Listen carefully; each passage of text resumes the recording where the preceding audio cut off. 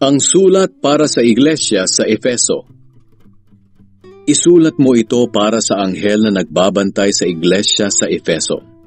Ito ang mensahe ng may hawak ng 7 bituin sa kanang kamay at lumalakad sa gitna ng 7 ilawang ginto. Alam ko ang mga ginagawa ninyo, pati ang inyong mga pagsisikap at pagtitiyaga. Alam ko rin na hindi ninyo kinukonsinti ang masasamang tao. Siniyasat ninyo ang mga nagpapanggap na apostol at napatunayan ninyong mga sinungaling sila.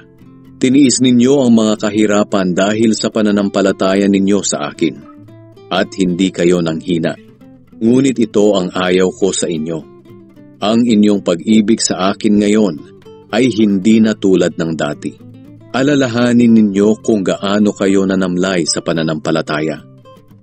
Magsisi kayo sa mga kasalanan ninyo at gawing muli ang dati ninyong ginagawa.